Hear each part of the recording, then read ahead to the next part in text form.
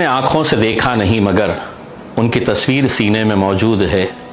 जिसने लाकर कलामे इलाही दिया वो मोहम्मद मदीने में मौजूद है। अस्सलामु अलैकुम व रहमतुल्लाहि व बरकातुहू। दोस्तों, ये वीडियो ज़रूर देखें और अपनी राय कमेंट में ज़रूर दें। हमने आँखों से देखा नहीं मगर उनकी तस्वीर सीने में मौजूद है। जिसने लाकर कलामे इलाही दिया वो मोहम्मद मदीने में मौजूद है।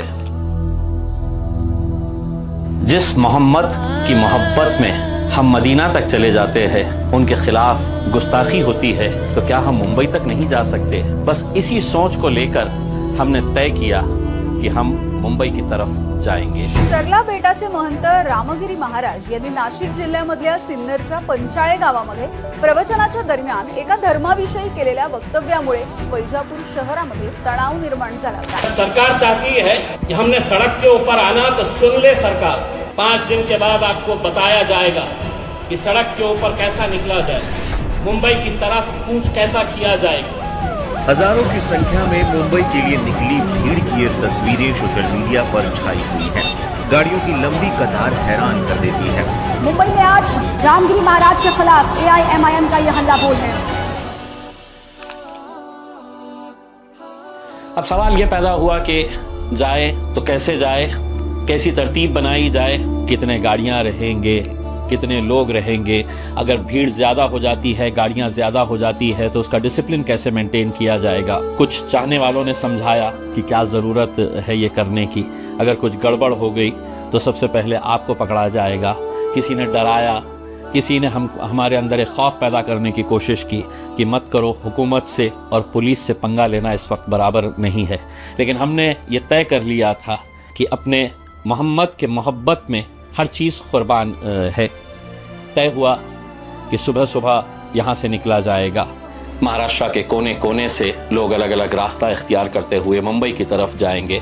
23 सितंबर का दिन चुना गया। सुबह सुबह जल्दी निकलना था तो दूर दराज के जितने भी लोग थे वो रात में ही औरंगाबाद पहुंच चुके थे। हमने खुद भी तसव्वुर नहीं किया था, सोचा नहीं था कि इतने सारे लोग यहाँ पर आ जाएंगे। अब उन्हें रहने का इंतज़ाम करवाना था, उन्हें सुलाने का इंतज़ाम करवाना था। वो दूर दराज से सफ़र करके आ रहे थे तो रात के खाने का इंतज़ाम करना था, क्योंकि जिस काम के लिए हम जा रहे थे वो अपने मोहम्मद की मोहब्बत में जा रहे थे।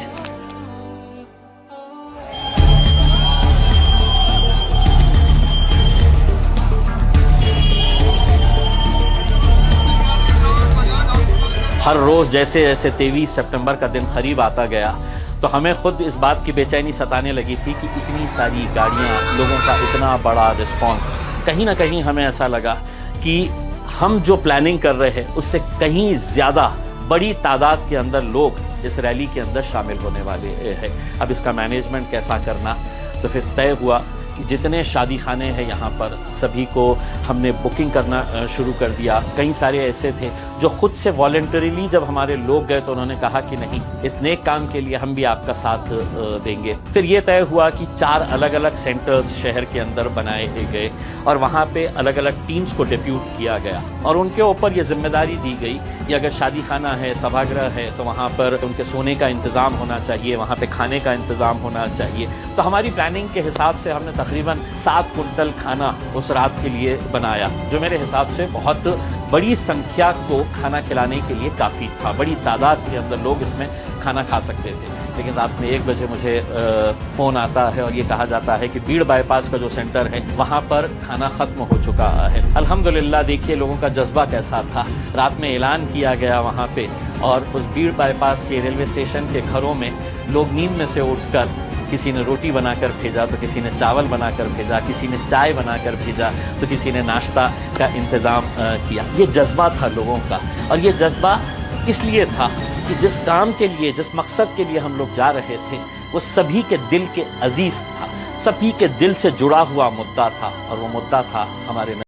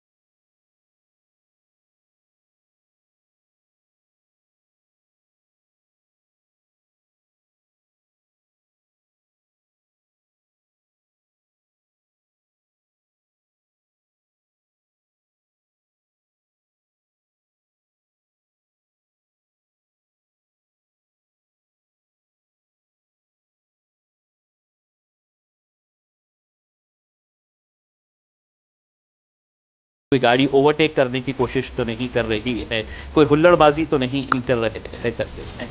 13 घंटे का ये सफ़र था। मैंने अपनी ज़िंदगी के अंदर ऐसा मंजर नहीं देखा कि घंटों तक लोग गाड़ियों के ऊपर लटके हुए थे, क्योंकि लोग ज़्यादा हो गए थे, गाड़ियाँ कम हो गई थी। अब समृद्धि पे आप लोग जानते हैं कि वहाँ पर कोई कैंटीन नहीं है, कहीं पर कोई फैसिलिटी नहीं है, तो हमने तय करा था कि एक मर्तबा निकलेंगे तो अपने मंजिल के ऊपर पहुँचने के बाद ही हम रुकेंगे। लेकिन हुआ ये कि हर जगह के ऊपर जहाँ जहाँ पर भी लोग जुड़ सकते थे, हज़ारों और गाड़ियाँ जुड़ती गई। इतनी गाड़ियाँ हो गई थी आखिर में कि आप अगर एक चढ़ाव के ऊपर से अगर देखते तो आपको ये तो समझ में आ रहा था कि गाड़ी का सर यहाँ पर है, रैली का सर यहाँ पर है, लेकिन उसकी टेल कहाँ पर है, वो एंड कहाँ पर हो रही है, कहीं पर भी नहीं।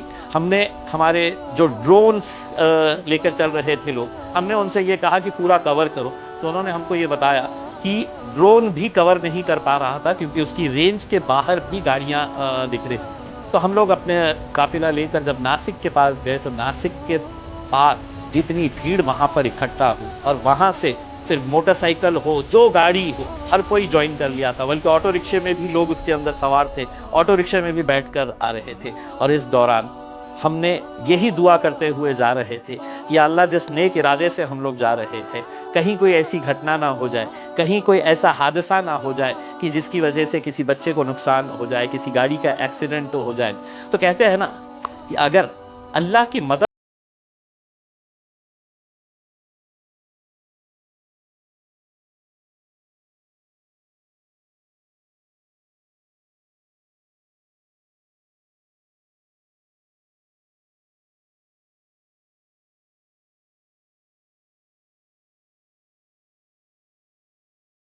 लेकिन मैं जानता था कि बच्चों के अंदर गुस्सा कितना है करके, और इतनी भीड़ के अंदर अगर कोई मंत्री अगर आता तो शायद बच्चे उसको पॉजिटिवली नहीं लेते और उनका गुस्सा कहीं ना कहीं फूट पड़ता।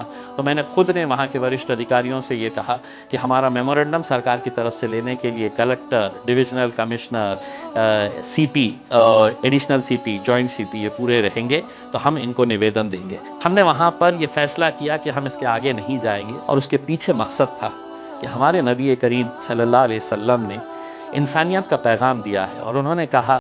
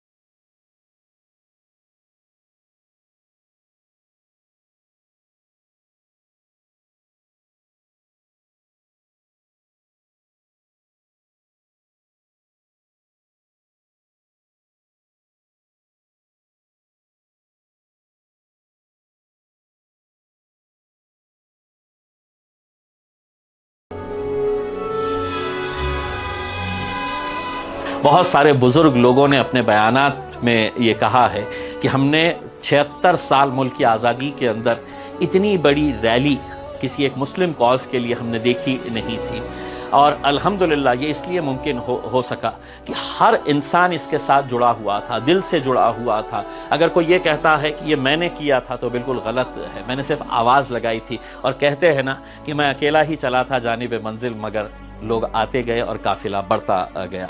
अब उसके बाद क्या रामगिरी की गिरफ्तारी हुई है, क्या किसी के ऊपर कार्रवाई हुई है करके, इसमें हमारा मकसद यही था, हम ये पैगाम देना चाह रहे थे कि हम भी इतने मुर्दार कौम नहीं है, हम भी सड़क के ऊपर आ सकते हैं, हम भी जमहूरियत के अंदर अपना एहतजाज दर्ज करा सकते हैं। यकीनन हमारी इस रैली का असर ये हुआ कि पुलिस डिपार्टमेंट भी सतर्क हो गया, अदालत को भी समझ में आया कि मुसलमानों के अंदर कितना गुस्सा है। और दूसरी बात यह है कि ये रैली ख़त्म होने के फ़ौरन बाद बहुत सारे अलग अलग राजनीतिक पार्टियों के MLAs और MPs जो मुसलमानों के वोट के ऊपर अपना राजनीतिक सफ़र करते हैं, उन्हें मालूम है कि अगर मुसलमान हट गया तो हमारी राजनीति की दुकान बंद हो जाएगी। तो उन्हें जब ये रैली के मंजर देखने को मिले तो दूसरे ही दिन ये लोगों ने सरकार को, हुकूमत को, चीफ मिनिस्टर को लेटर लिखकर ये मांग की कि रामगिरी के खिलाफ कार्रवाई होनी चाहिए, नितेश राणे के खिलाफ कार्रवाई होनी चाहिए। तो ये असर तो हुआ ही। सलाम है इम्तियाज जलील को, उसके एहतिजाज को सलाम है, पुरअमन अंदाज को जला सलाम है। हम तो दुनिया को बताते हैं, उधर उस कलंदर ने भी, मर्द कलंदर ने उधर वो रैली निकाल के इम्तियाज जलील ने भी बता दिया, दुनिया को समझा दिया। देखिए, इस पूरी रैली के बाद अल्हम्दुलिल्लाह मैंने बहुत सारे उलमा इकराम के, बहुत सारे मौलानाओं के बयान सुना हूँ और उन्होंने जिस तरीके से इस रैली की तारीफ़ की है, यकीनन मेरे हिसाब से हमारा मकसद भी यही है। हम यही कहना चाहते हैं कि हमारे इख्तिलाफ हो सकते हैं, हम अलग अलग राजनीतिक पार्टियों में बटे हुए हो सकते हैं, हम अलग अलग तंजीमों से के साथ जुड़े हुए हो सकते हैं, हमारी अलग अलग एक जमात हो सकती है, लेकिन कभी ना कभी, कहीं ना कहीं कुछ ऐसे मुद्दे आएंगे मुल्क के अंदर जहाँ पर आपको बाहैसियत मुसलमान होकर खड़े रहकर लड़ना पड़ेगा। और मैं समझता हूँ कि इसकी शुरुआत रैली से की गई है।